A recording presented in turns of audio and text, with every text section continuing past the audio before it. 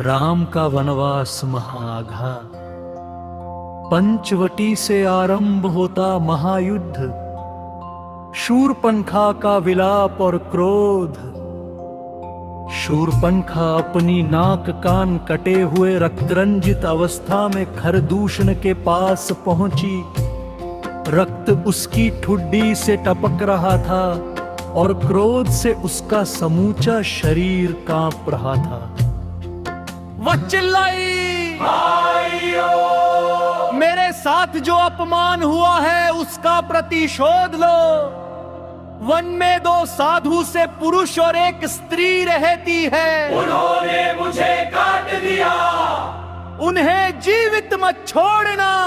खरदूषण का क्रोध ज्वाला बनकर धधक उठा। कोई हमारी बहन का अपमान करे और बच जाए, ये असंभव है। उन्होंने तुरंत आगा राक्षसों को भेजा। जाओ, उन तीनों को जीवित ही यहाँ घसीट कर लाओ। पहला राक्षस दाल और लक्ष्मण का पराक्रम। पंचवटी में अचानक धूल का तूफान उठा। वन के पशु भयभीत होकर भागने लगे। 14 राक्षसों का पहला दाल आ पहुंचा। वे चिल्लाए, हे साधुओं, अपनी मृत्यु का प्रसाद ग्रहण करो। लक्ष्मण मुस्कुराए, तुम्हारी भाषा सुनकर लगता है विनाश निकट है। राम ने शांत स्वर में कहा। लक्ष्मण, पहले इन्हें चेतावनी दे दो। लक्ष्मण बोले, यदि प्राण प्यारे हैं तो लौट जाओ। हम तपस्वी हैं पर न्याय सहन नहीं करेंगे। राक्षसों ने हंसते हुए हमला कर दिया और कुछ ही क्षणों में लक्ष्मण के तीखे बाणों ने सभी छोटे राक्षसों को भूमि पर गिरा दिया। वन में उनकी चीखें गूंज उठी। खरदूषण की क्रोधित सेना। जब पहला दल नष्ट हो गया तो खरदूषण स्वयं कहता, राक्षसों की विशाल सेना लेकर पंचवटी की ओर बढ़े। धरती थरथराने लगी, वन कांपने लगा, आकाश अंधकारमय हो गया। सीता ने विनम्रता से कहा, स्वामी, यह सेना असंख्य है। राम मुस्कुराए, सीते चिंता मत करो। धर्म का रक्षक यदि भयभीत हो जाए तो धर्म कैसे बचेगा। उन्होंने लक्ष्मण से कहा, सीता की रक्षा करना, इन राक्षसों से मैं स्वयं निपटूंगा। खरदूषण का महायुद्ध। खर और दूषण अपनी विशाल सेना के साथ गर्जन करते हुए आए। हे राम, हमारी बहन का अपमान करने की सजा मौत है। राम ने धनुष उठाया और उनका कोदंड आकाश में गूंज उठा। इस ध्वनि ने पूरा वन झकझोर दिया। राम ने पहला बाण छोड़ा जो राक्षसों की पहली पंक्ति को वहां के वही भस्म कर गया। युद्ध आरंभ हुआ। राम मैदान में अकेले, सामने 34 राक्षस। आकाश में धूल, धरती पर रक्त, पेड़ों पर बाणों की गूंज। राम का एक एक बाण बिजली की तरह गिरता था। लक्ष्मण आश्चर्य से देख रहे थे। भैया एक नहीं, हजारों की सेना का सामना अकेले कर रहे हैं। कुछ ही घंटों में थौते राक्षस धराशायी हो गए। राम ने अंतिम बाण से खर और दूषण दोनों का वध किया।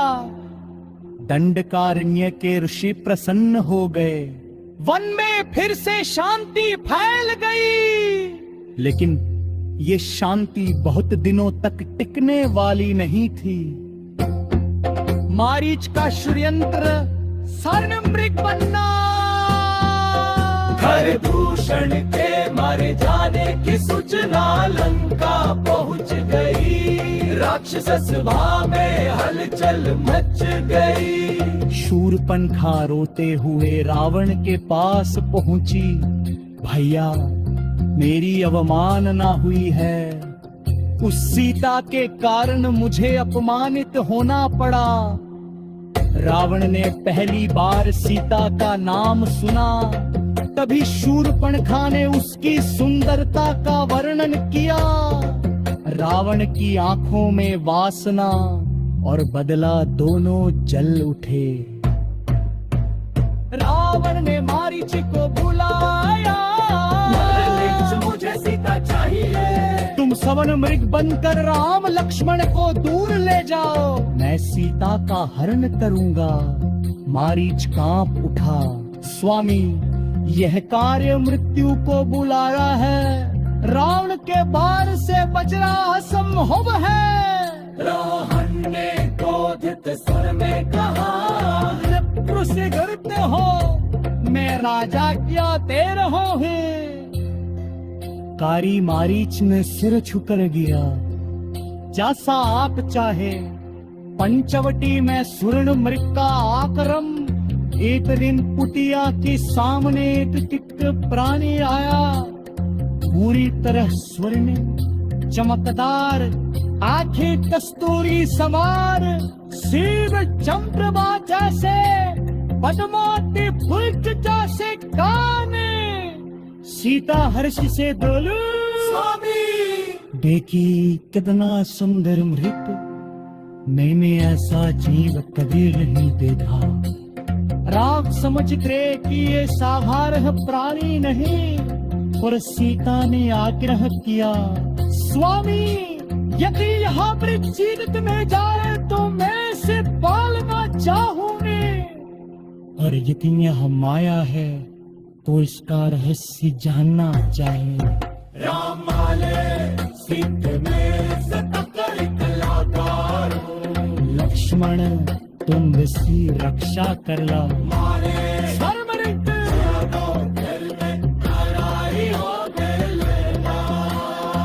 मारीच की अंतिम चीख। बहुत देर पश्चात मारीच थक गया। राम ने एक ही पान में उसे भेद दिया। मारीच मर के समारा किया, भैंस ने चिल्लाया।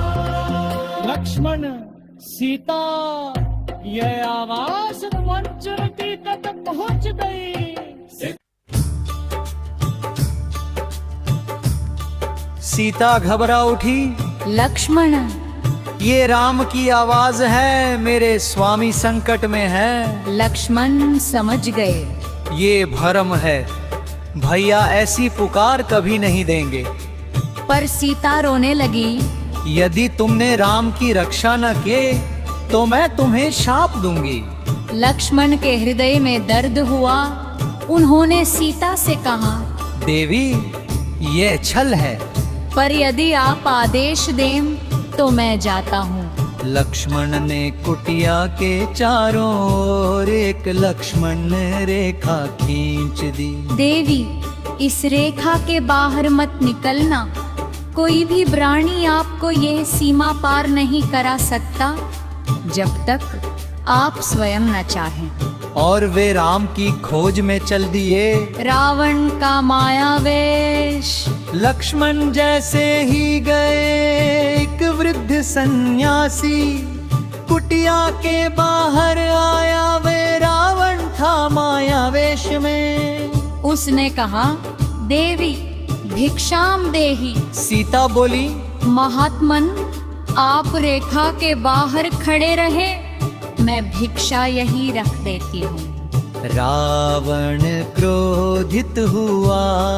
देवी, मैं सन्यासी हूँ। क्या तुम ऋक साधक को अपमानित कर रही हो? सीता धर्म में बंधी थी। वृद्ध को अपमानित करना उचित ना समझा। उन्होंने रेखा के बाहर कदम रखा और उसी क्षण रावण ने अपना असली रूप दिखा दिया। 20 भुजाएं, 10 सिर, अग्नि समान दृष्टि और विशाल कद। सीता भय से चिल्लाए, राम लक्ष्मण पर तब तक देर हो चुकी थी। सिलने का हरण रावण ने सीता को उठाया और अपने पुष्पक विमान में बैठा कर आकाश में उड़ गया।